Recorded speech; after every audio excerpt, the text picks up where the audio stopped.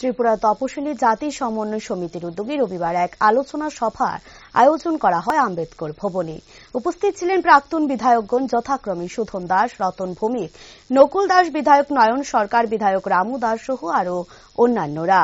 মূলত আগামী দিন সংগঠনের অগ্রগতি কোন পথে এই বিষয়ে দিনের এই আলোচনা সভায় আলোচনা প্রসঙ্গে সংগঠনের সাধারণ সম্পাদক সুধন দাস বলেন, মানুষের সঙ্গে যোগাযোগের অন্যতম সেতু হচ্ছে সভ্যপদ সংগ্রহ করা অভিযান।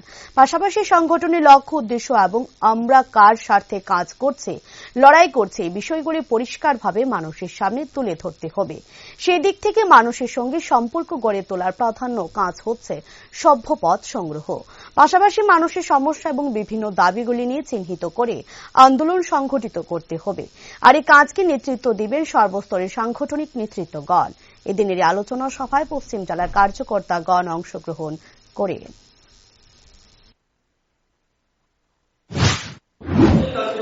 অন্যতম একটা প্রধান বিষয় হচ্ছে মেম্বারশিপ সংগ্রহ।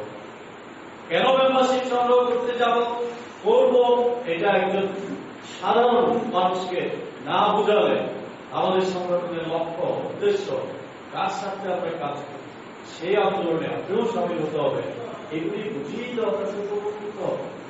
সেদিক থেকে এই সম্পর্ক গড়ে তোলার ক্ষেত্রে প্রাথমিক কাজ হচ্ছে মেম্বারশিপ সংগ্রহ করা, তার সঙ্গে নিবিড় সম্পর্ক, তার প্রতিদিনকার সমস্যাগুলিকে চিহ্নিত করা এবং লড়াই আন্দোলনে সেই দাবিগুলিকে চিহ্নিত করে আন্দোলন সংগঠিত করা। এই কাজগুলিকে আমাদের প্রাধান্য দিতে হবে। নিবিড় জনসংযোগ, সভ্যপদ সংগ্রহ এবং সঠিক দাবিগুলিকে চিহ্নিত করে লড়াই আন্দোলন সংগঠিত করা। এই কাজ করার জন্য যারা সবচেয়ে বেশি ভূমিকা নিতে পারবেন তারা হচ্ছে আমাদের সংগঠন। সংগঠনের রাজ্য কমিটি, জেলা কমিটি, মহকুমা কমিটি, প্রাথমিক কমিটি, চারটি অঙ্গ সংগঠনের অনুরূপ কমিটিগুলি।